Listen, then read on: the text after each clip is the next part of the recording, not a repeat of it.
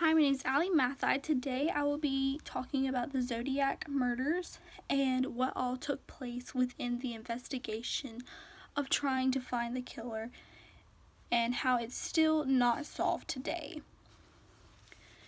Well, the Zodiac killings all started around 1970, 1980, that time period.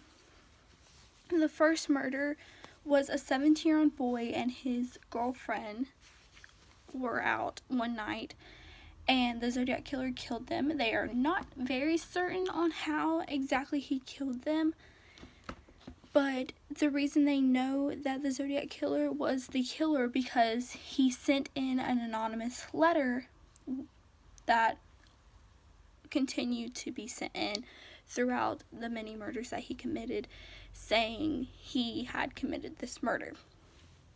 They do know that the Zodiac Killer has in fact killed 10 people, that they are for sure, but the Zodiac Killer has sent in another anonymous letter and phone calls to TV shows and authorities saying that he has killed around 30 people.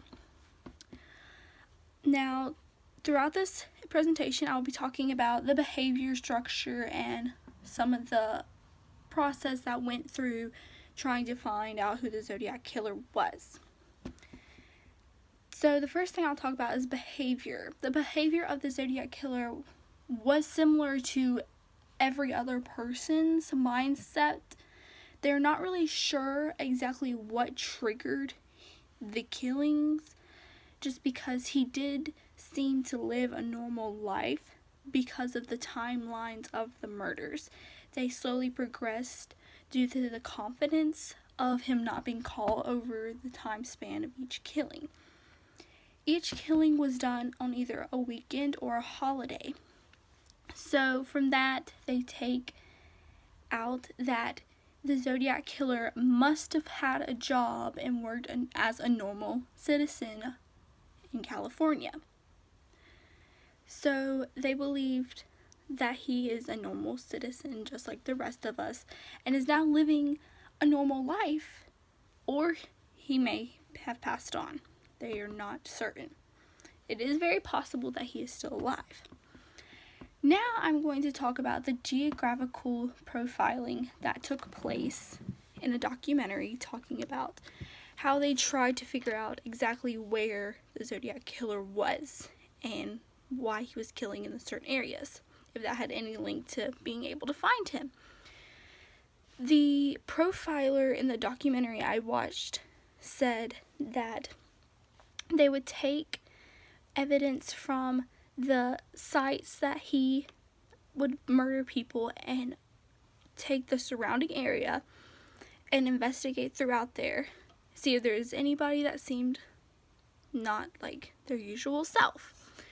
They also took a letter that was sent anonymously from the Zodiac Killer to authorities, warning about a bomb that he had hidden to kill many people, but they were never able to encode this letter that he had sent, so they were never able to find this bomb that he had placed somewhere.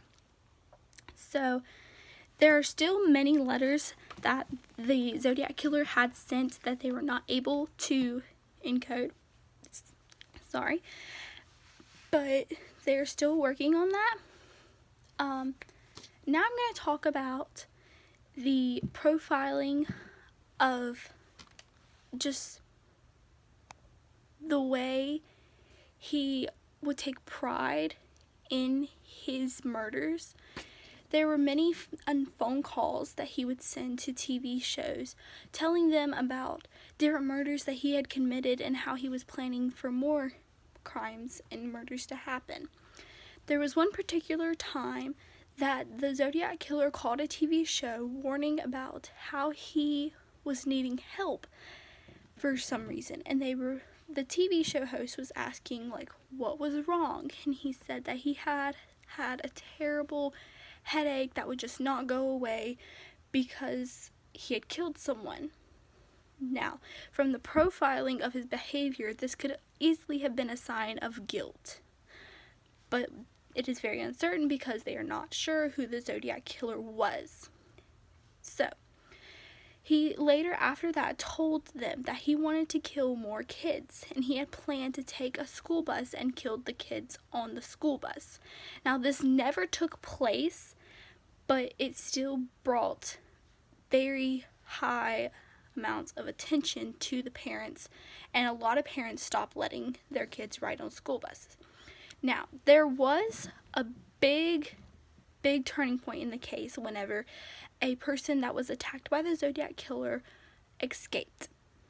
They gave a description saying a man with glasses, I have a picture, a man with glasses that looks just like this was the person who attacked them. Now, it was dark because all the murders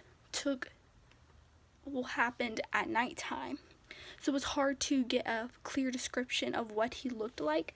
They did say he had glasses, he was kind of bald, not really, he had some hair, and he was like, maybe not, this one says he was around 5'8", he was heavy built, he had short brown hair, probably with a red tint, and he wore glasses. So that was the only description that they had. They never found anybody that matched the description completely, and that was considered the murder. It is possible that the Zodiac Killer is still alive today and is living among the people in California or somewhere in America or anywhere in the world still today, living as a normal citizen.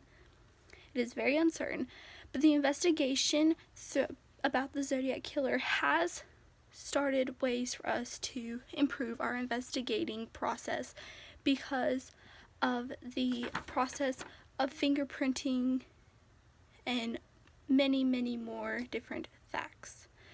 But that is what all I wanted to cover, and a lot of my sources came from documentaries that I have found on YouTube, through different profilers, through geographical profilers, and behavioral profilers, and speech pattern profilers, who have all taken in the evidence from many of the letters, phone calls, and murder sites to try to find out who the Zodiac Killer was and who he is. But that's all I want to say, and I hope you enjoyed this presentation. Bye!